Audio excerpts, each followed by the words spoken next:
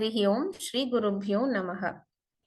Om Vakratunda Mahakaya Suryakoti Samaprabha Nirvignam Kurume Deva Sarvakaryeshu Sarvada Gurur Brahma Gurur Vishnu Gurur Devo Maheshwaraha Gurur Sakshat Parabrahma Tasmai Shri Gurave Namaha. Tasmai Shri Gurave Namaha. Namaste, friends. A warm welcome to today's gift session, Gita for Inner Freedom and Transformation.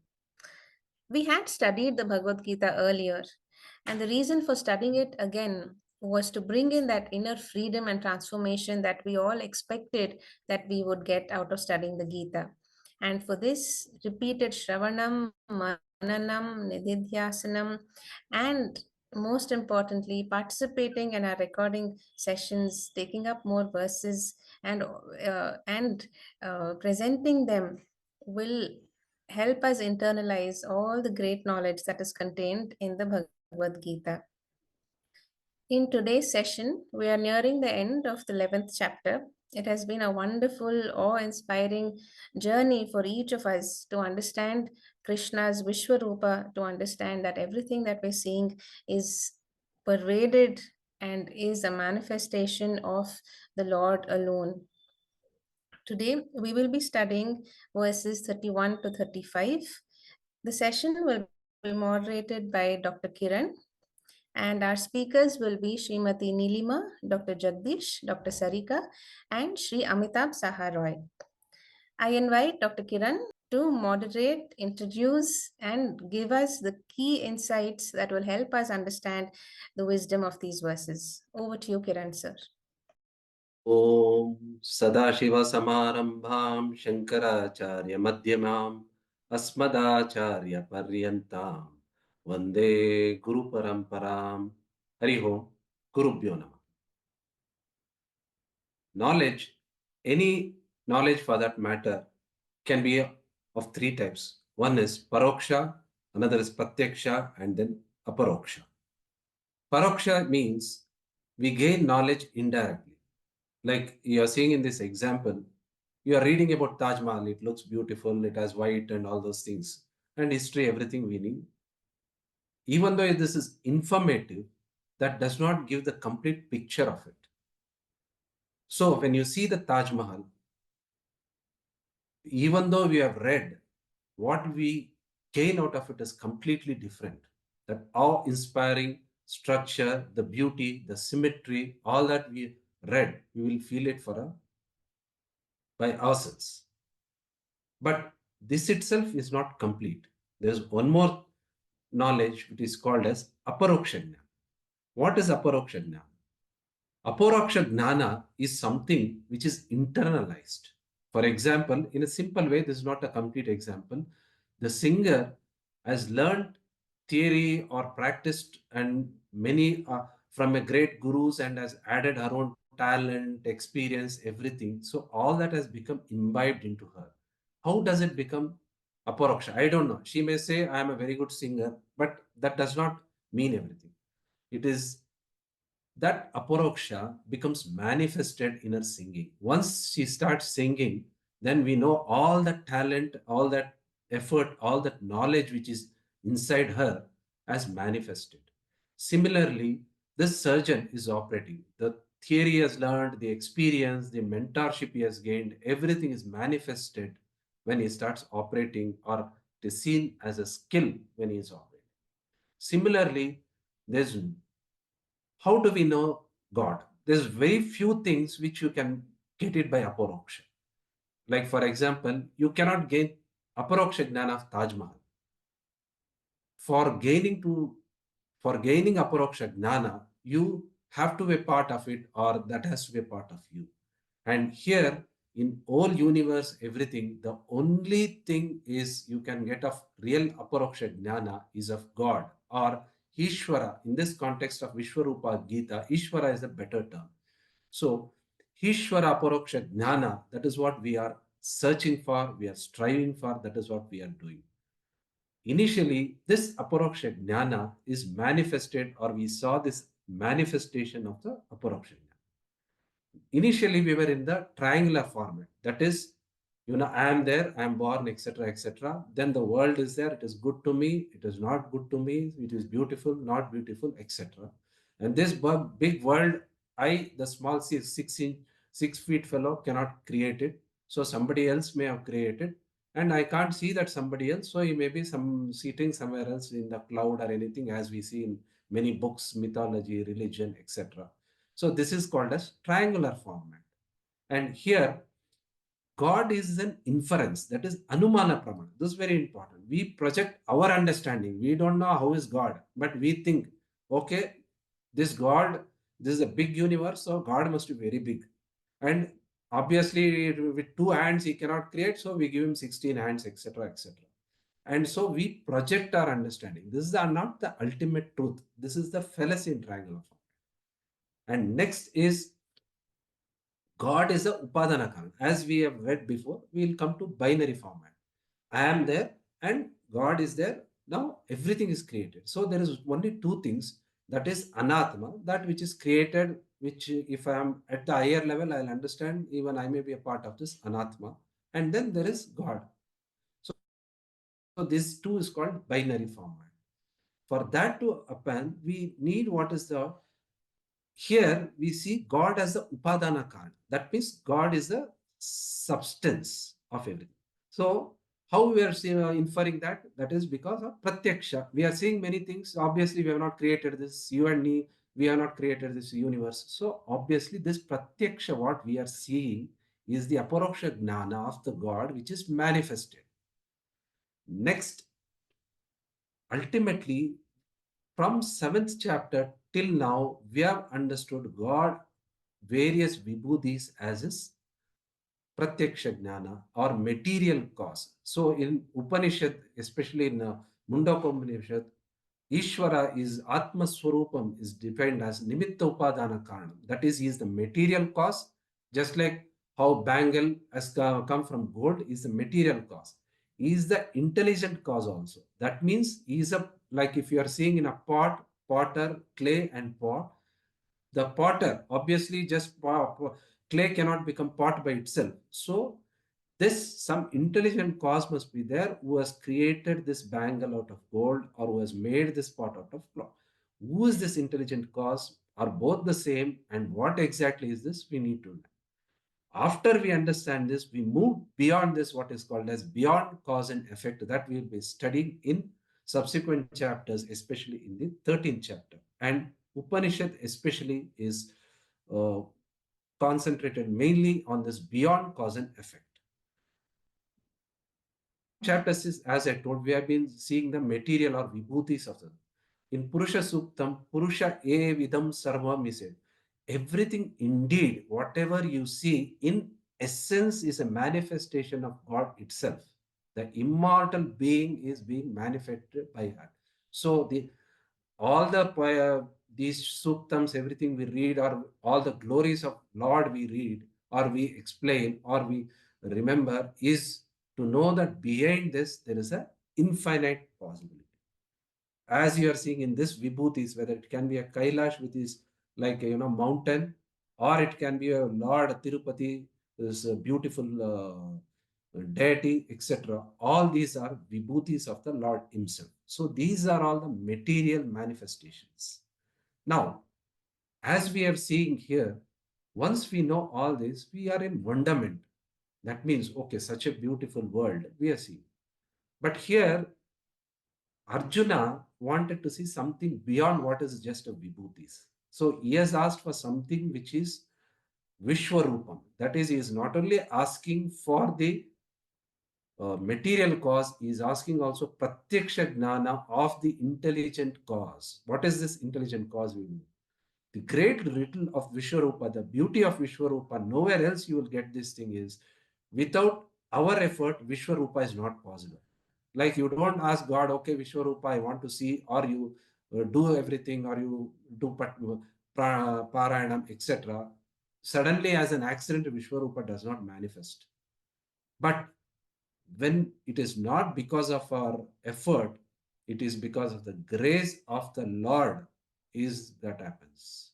There is no qualification after which we can say Vishwarupa is automatically come to us, because this is a pratyaksha jnanam of the immortal or infinite. So for this, Lord's grace is required, Sharanagati is required, Shishyaste himam prapannam. So Arjuna has asked us, and the beauty is here again he will ask the same thing. So Vishwarupa is a paroksha jnana of the aparoksha. And because of this pramanam which is required, the special pramanam is not there in any one of us. To see this Vishwarupam, that is the deep admiration of the God, the deep admiration of the Ishvara, the humility, all these have to be imbibed into us to experience this Vishwarupa. And what is this Vishwarupa we are seeing?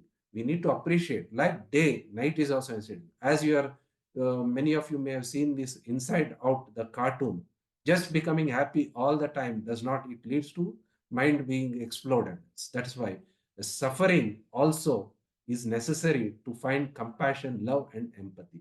Krishna wanted to check in Arjuna whether these are being there. That is why he shows this Vishwarupa to Arjuna.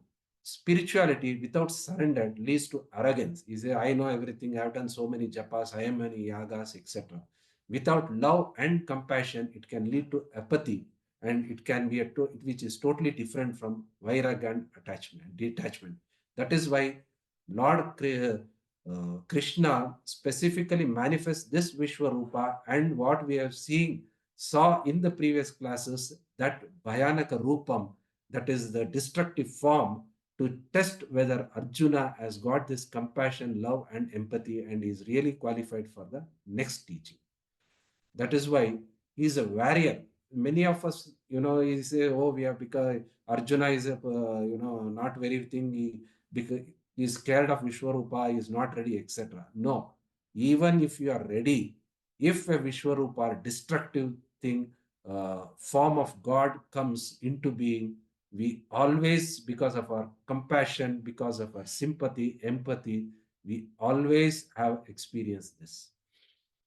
That is why Arjuna goes through these three phases of wonder, anger, and fear before he comes to this understanding.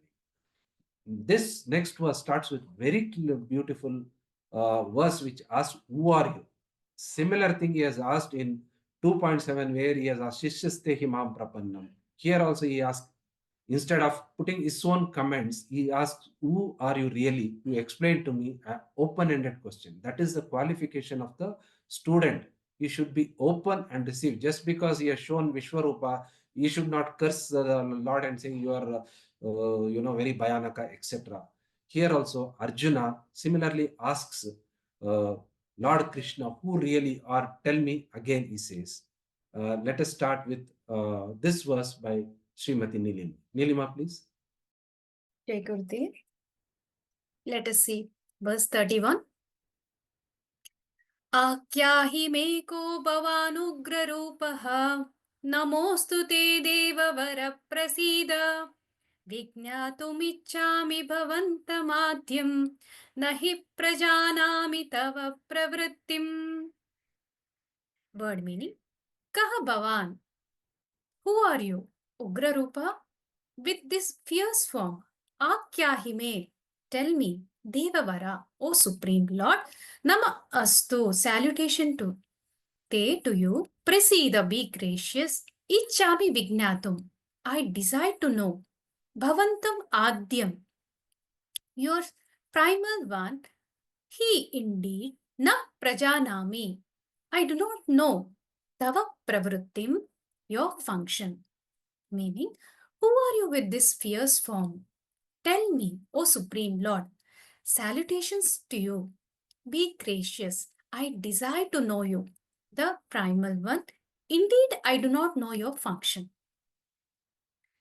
When Arjuna appreciates the Vishwarupa Darshan, vision of entire cosmos in Lord, In the verses from 15 to 31, he goes through the three stages of response.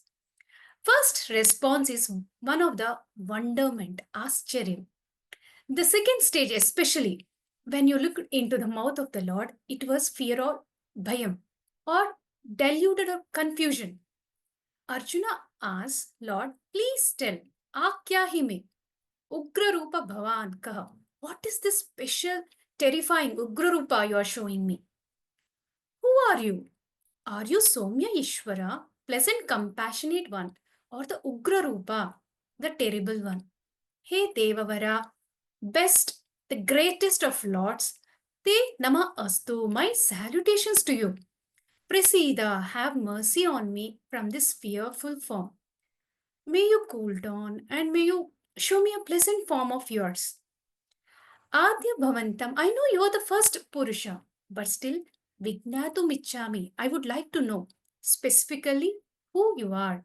What is this form you're showing me? Tava Pravrittim, what do you want to do with this form?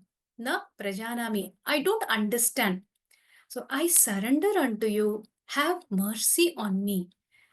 In the coming verses, in the next words, Bhagavan answers Arjuna's question. Let us see. Jai Gurudev. Thank you.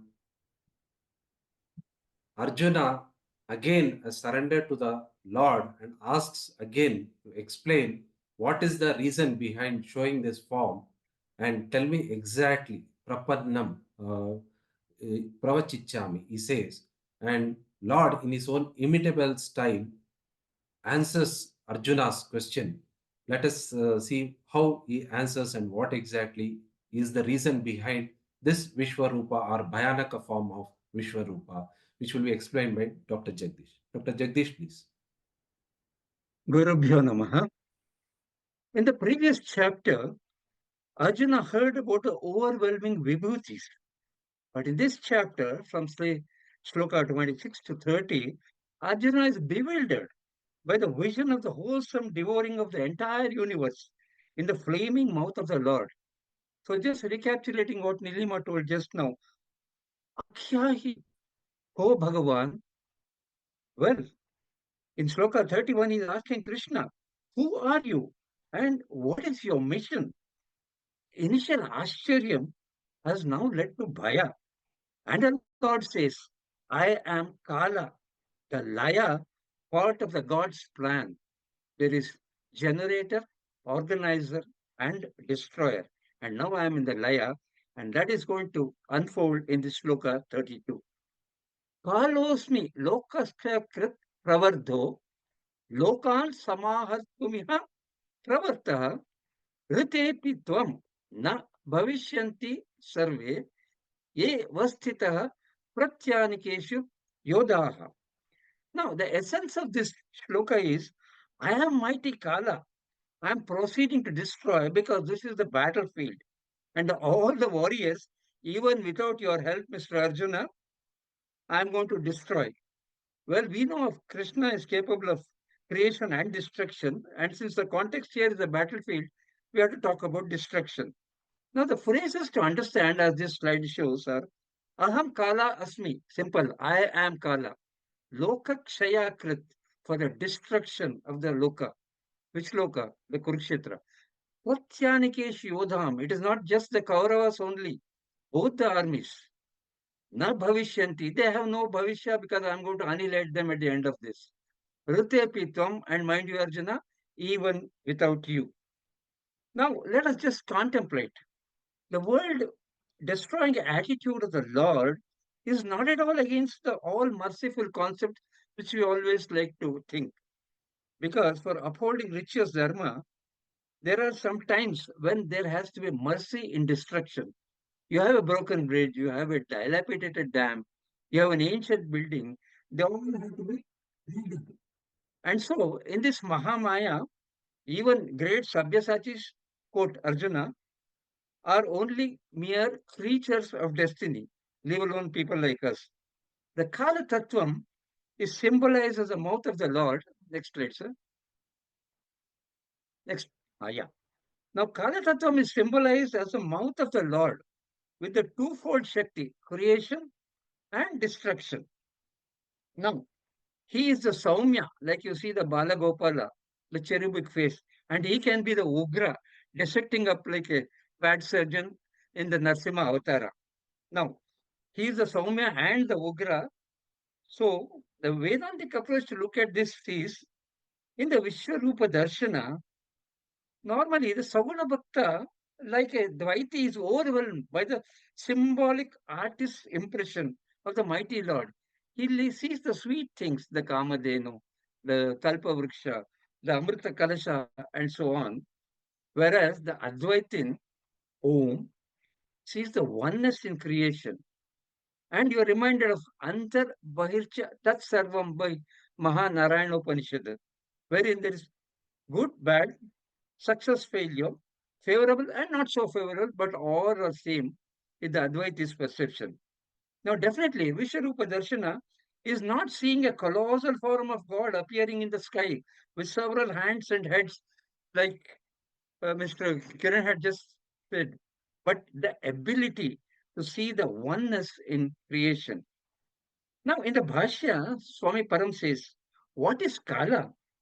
Is it Brahma or Maya? Is it the foundation of Iha and Para? Yes and no.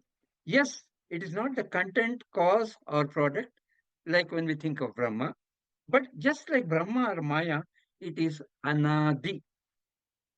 Let's look at it in the Vyavaharic context. Slide, sir. It is just as a common coin that we see, which has got two faces.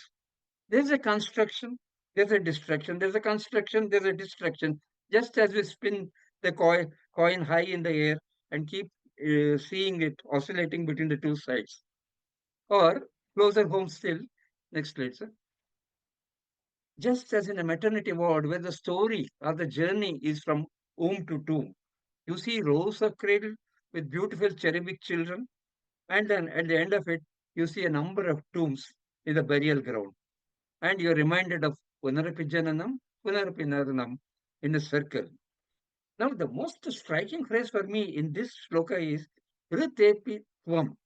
All that it means is even without you, Arjuna. Even if you run away from Kurukshetra, the prarabha of the 18 Akshohini Sainya is already complete and they will be destroyed. And mind you, Arjuna, the act of massive destruction is not Bhagavan's raga or dvesha, but it is the law of karma. It is not his whims and fancies, but the karmic outcome. For me, the take home message is straight from this Kenopanishad Uvacha, which says, Pratibodha Vidimatvam Amritattvam hi Vindhate. That is, I should recognize the divinity in every experience. Pratibodha is the experience of life, and then only I will attain immortality, the Amritattvam. After all, this is our ultimate aim and goal, isn't it?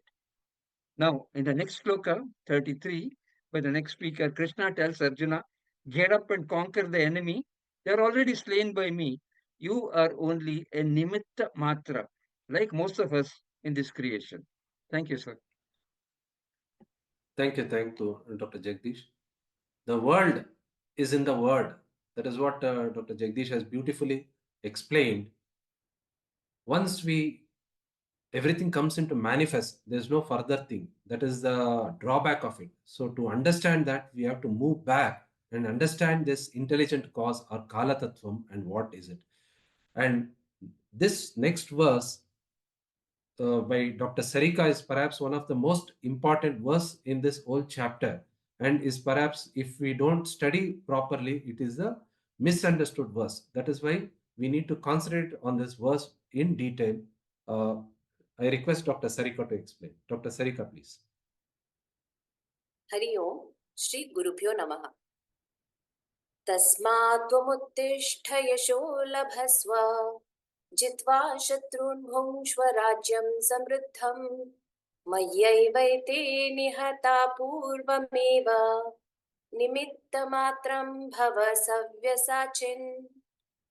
We'll move on to the next slide, sir. So this verse is explained as, therefore, arise and attain honor. Conquer your foes and enjoy prosperous rulership. These warriors stand already slain by me, and you will only be an instrument of my work, O expert archer. Next slide, sir. Word by word meaning. Tasmatva muttishta. Therefore, rise up, cooperate with. Next one, sir. Yasho labhasva. Gain name and fame. Next one. Jitva shatrun. By defeating your enemies. Bhungshva rajyam samriddham. Enjoy a prosperous kingdom. Mayyai vaite nihatah purvameva. These warriors stand slain by me already. Savyasachin, O ambidextrous one. Nimitta matram bhava, be merely an instrument. Next slide, sir. So I'll be first describing a simple but profound commentary on this by Swami Chidbhavananda. The Lord's work does not depend on the agency of man for its fulfillment. Precisely and effectively, it takes place of its own accord. Man but earns merit by participating in it. By rising equal to an occasion and by discharging his duty, man emerges the better for it. By availing himself for the opportunities and facilities providentially provided in the training ground of this world, man builds his personality, and that is his gain by being a willing instrument in the hands of the Lord. Fame is not an end in itself. It comes as a byproduct of an exemplary and dutiful life. The man of sterling character and noble deeds is praised by all, even as a fully blossomed flower is admired by all. Next slide, sir. Opposing evil and vanquishing it is the duty of a Kshatriya. The Lord's design here is conducive to this auspicious end. Next slide, sir. Prosperous earthly life is no detriment to spiritual progress. Rather, it can be a stepping stone to Shreyas. Previous slide, sir. Earthly kingdom conquered by conforming to dharma is a rare achievement. Efficient and prosperous protection of a kingdom enriches a man's life temporally and spiritually. Next slide. The Lord has willed to wipe out wickedness from the world. Arjuna is no more confronted with any uphill task. It is more than sufficient if he merely makes a show of waging the war. The total destruction of the enemies is bound to be the result. But Arjuna is not a man of mediocre stuff.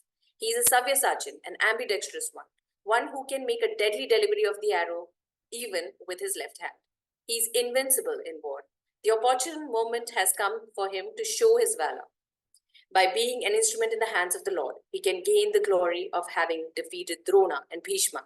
Right action at the right time leads to victory, prosperity, and blessedness. Next slide, sir. Now, Gita Bhashyam. Tasmat tvamuttishta Bhishma prabhritya atiratha ajeyah devairapi Arjunena jitah iti yashah labhasva kevalam punyaihi tat prapyate jitva shatrun duryodhana prabhriti bhungshva rajyam samriddham asapatnam akantaka. Arjuna is being exhorted here to get up and gain victory over the likes of Bhishma, who are Atiratha and unconquerable even by gods. With this kind of victory, he can accrue only punya to his karma. Also, by eliminating an enemy like Duryodhana, Arjuna would be free to administer, along with his brothers, a prosperous kingdom, unrivaled. Maya eva ete nihatah nishchayena hatah pranaiha viyojitah purvameva nimitta matram bhavatvam he savyasachin savyena vamenapi hastena sharanam chepta savyasachi iti uchyate Arjuna. I have verily separated these warriors from their bodies already. You merely need to agree to be my instrument. Next slide, sir. Two ideas are being conveyed in this second part of the words which need further clarification. Firstly, from the statement, the warriors arrayed here are already killed by me. We'll go to the next slide, sir. One may arrive at a conclusion that whatever is to happen in future is already predetermined. And secondly, from the statement, be merely an instrument in my hand, one may wonder if Arjuna is being merely a puppet in the hands of the Lord and whether free will at all is a reality. Next slide, sir. Swami Paramarthananda has in detail explained this part and elucidated that the Shastras are clear on this matter of fatalism or lack of free will. Both are rejected outright by our Shastras. First, to understand what fatalism means, a person may conclude after a cursory study of Gita and other scriptures and decide that future of each person is predetermined and not see any utility in his own action shaping his future. This attitude is utterly absurd at the very face of it. In fact, the law of karma states clearly that our future is entirely shaped by nothing other than our physical actions and the mental attitude behind each action. It is true, though, that the fruit of our actions and momentum of our motion through time is also determined by our actions in past, some which are known to us and some which are not known to us. But the beauty of law of karma is, as much as it blames our own past actions for our present sufferings, it also gives us the redeeming idea of changing the future with our present actions. Secondly, if free will is taken away from the equation, that is, if we say Lord is the controller of all our actions, then people will be inclined not to do anything at all, no good at all, and also may be inclined to blame their evil actions upon the agency of God. A minor positive result of this thinking is that people with strong faith and devotion would accept difficult situations without grumbling. We'll go to the next slide, sir. 6 doshas have been enumerated by Swamiji regarding the idea that we have no free will. First dosha is that if God is the doer of everything, then the result of all those actions will also be accrued to him alone. In that case, God becomes a samsari. Second dosha, jivas would then be free of the karma phalam, and then they become a samsari.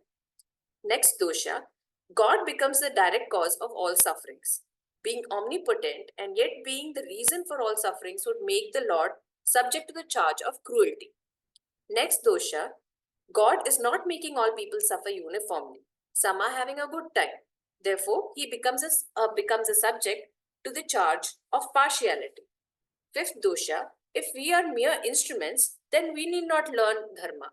It is the doer who needs to know, not the instrument. Next dosha, if we are mere instruments, then we would not be subject to conflicts which arise as a consequence of our action. We'll go to the next slide, sir. The future is therefore, according to Swamiji, determined by a mix of fate and free will. That is a mixture of what we do today and the result of what was done in the past and what is done by people around us also in the past and present. As the web of karma is complex, the result is not always fully predictable by human intellect. Now the next question would be, we'll go to the next slide, sir. What does Krishna really mean by these words in the verse there? Swamiji says that the result is already decided, that the warriors who are marked by the Lord have to go in the ensuing war. Their bowl of karma is full. But whether Arjuna would become Lord's instrument in bringing about their end depends on his free will. This is why at the end of Gita also, Lord Krishna gives Arjuna the choice to do what now he thinks is right. So next. On the question of free will, there is more to say though, especially if we study comprehensively various other sources, including certain conclusions by modern physics. We realize that there are different levels at which this question can be answered. At Vyavaharika level, undoubtedly, we must not accept anything other than Swamiji's stand based on the scriptures and common sense. But on a higher plane of understanding, as mentioned by Swami Vivekananda and Sri Ramakrishna, a plane inhabited by Jivan Muktas and Paramhamsas, our free will is like the next click. Our free will is like that of a cow tied by a long rope. To the extent the rope allows us, we are free to do everything. To understand this, next click, sir.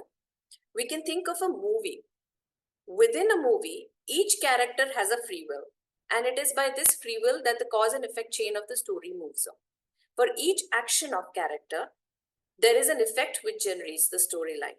The character alone is the bearer of the consequence of his actions, which are undoubtedly based on his nature, his knowledge, his circumstances. Yet, the whole sequence outside of the movie has already been scripted by the director.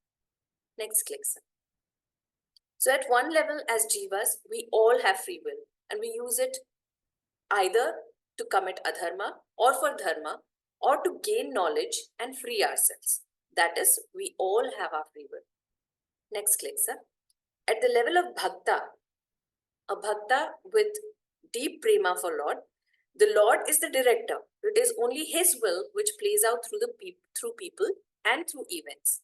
We surrender our will to him and become instrument at his hands to play out his designs. That is, We do not have free will. At the level of a Jnani, next click, sir, we are all the same witness consciousness, and it is only nature which does what it does through the mixture of gunas of each personality.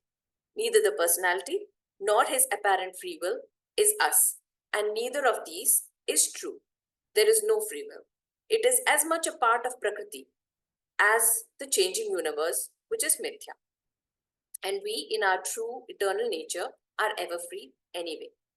On being questioned, it is all very good for God, but such great suffering for us. Sri Ramakrishna Krishna answers, and who, my dear sir, are you? Thank you. Shri Guru Pyo Namah. Thank you, Dr. Sarika, for explaining this with the Bhashyam, a very difficult verse to understand, and she has explained beautifully. Let me repeat some of the key concepts. Here he says Uttishtaha, wake up or arise. Similar thing is used twice before, that is in the second chapter.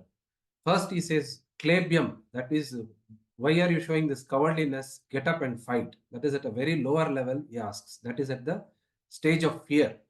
Next, while explaining in this 37th verse, he says, like Uttishtaha, you get up and fight, and either you will die or all the glory will be and riches will be yours.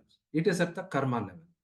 Or and now he again says, get up and fight. This is at a higher level of understanding because we have reached almost 11th chapter. And two words he has explained. One is that Uttishtaha, which I have explained.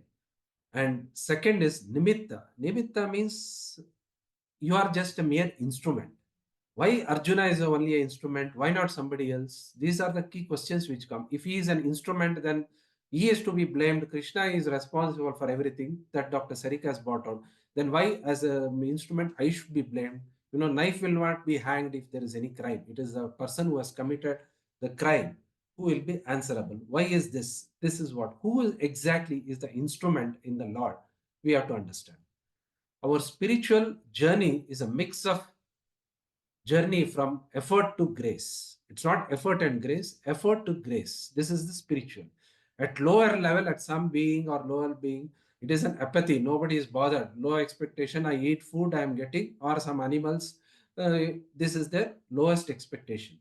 And as we move to Ekarupa. That is here, the culture of fear and domination occurs. This Ekarupa is now out of understanding. Even in many religions, in fact, one of the sayings says, more uh, destruction have been committed by people who claim God is one than by others. Similarly, this is the Ekarupa at a lower level of understanding, which is a culture of fear and domination. You do this, you don't do this. He is the only one. You have to follow this. You have to get up in the morning 7 times, etc., etc. This is a culture of fear and domination. And graduating this above this is a culture of entitlement, that is aneka. That means God can be everywhere, God can be anywhere, all those things. Once we understand, we come to the form of Ishvara Darshana everywhere, that is Vishwarupa. Here, a combination of fear and the grace will be there. As I told before, without grace, this Vishwarupa is not possible. And once we move above, we reach what is called Arupa Darshana, or liberation, or happiness. This is the real Advaita. This is the real formless God. This is the real understanding of the Ishvara, which we need to graduate above. There is no point. And as our effort increases and grace is bestowed on us, or as I say, grace is already there, we become eligible, just like our antenna receives, we become eligible to it, then we receive this. We see arrogant river, from the water falls many hundreds of feet, it just falls down and roars and pushes all the things and comes. But when it reaches the ocean or sea, just like a young lady, all the shy, it gives up everything and joins the ocean. Otherwise, the ocean doesn't let it join. Similarly, once we need to give up our arrogance, ignorance, ego, everything, then only ultimately God will give. God will grant us this, or we will be eligible to know this complete, or the what we call the Arupa Darshana of the Lord. And then only we become the instrument in the God's hand. That is, every action though we perform, it does not incur any karma or results of it. When our action is in line with Dharma, Arjuna's action is in line with Dharma. Ishvara Arpana, that means everything we do, we have to bestow it at the lotus feet of the Lord. We should not say, we are doing, I am doing. And third and most important is no sankalpa. This should not be. Arjuna was, he had his own vision, he had his own travailments. He says, this has to be like that, this has to be like this, otherwise, this won't be. No sankalpa. God knows everything. When we are in a spiritual being, we move from religiosity to spiritualism. This sankalpa we need to give up. The way it is, my children should be like this, my world should be like this. You should worship God like this, you should do like this. This is all sankalpa. This is okay at a lower level, that is karma. We should graduate above it. And once there is no expectation, there is no phalam, then when all these qualifications are there, we become the instrument in the Lord. It's not that we have ego and says if any problem occurs, oh, it is because of the God. Only all these qualifications are there. Then we say we are the instrument of the God. I recall once I visited a Acharya. He is around 80 years old, but still he is running a school for the orphans, and he is teaching them everything, giving them free food, everything. In spite of all the comforts he had, he has given up all that and doing. I asked Acharya, how you are managing all this? Then he just pulled my hand and said, I don't do anything. It just happens. We think we are doing. This message he told, just one simple sentence in a wink of an eye, he told, this has been with me for many years.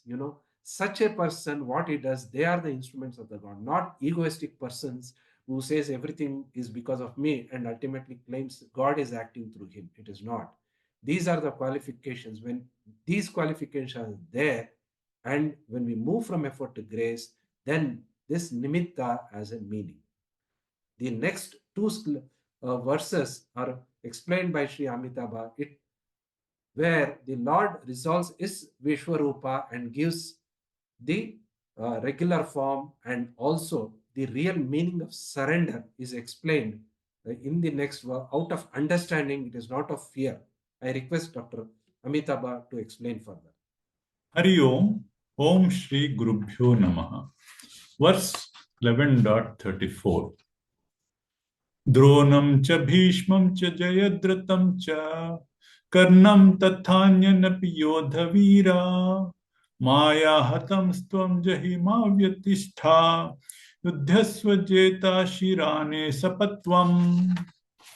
Arjuna faces confusion on the battlefield as to whether he should fight against his kith and kin. We all face such moral dilemmas in our life. This verse provides us a compass as to how we can navigate such dilemmas in our life. One of the defining attributes of human form as compared to other forms of life is that we are gifted with free will.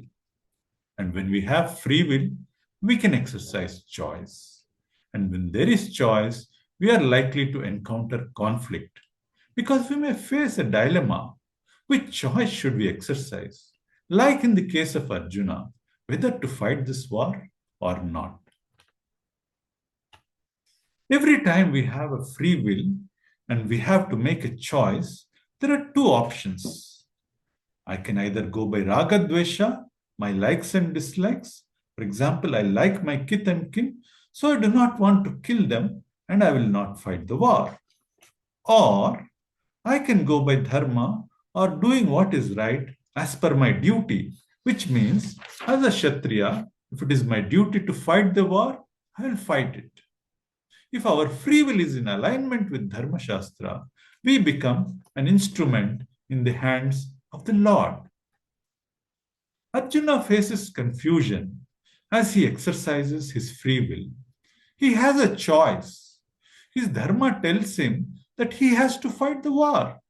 But his attachment to his kith and kin, Drona, Bhishma, Jayadratha, and others, tell him not to fight the war. Krishna is therefore requesting Arjuna, do you want to abuse your free will and choose a spiritual downfall? Or are you going to use your free will as per dharma? Which means that Although the war is bitter and unpleasant, it is still your duty, and hence you must take to arms and kill Drona, Bhishma, Jayadratha, and the Kauravas. Now, let's move to verse 11.35. Sanjaya Uvacha Etat Vachanam Keshavasya Kritanjalirvepamanah Kiriti Mana Maya Hatam Stam Jahima Vyatishta Sagadgadam Bhita Bhita Pranamya. The laws of nature and the laws of karma are inescapable. Even Bhagwan cannot change these laws or make an exception. Because if he does that, the laws of creation will be disturbed and the world will suffer. Lord is neither compassionate nor cruel. In an unbiased way, he just administers the law of karma. In the initial phases, when a devotee is yet to attain maturity, he accepts it with fear, as was the case with Arjuna.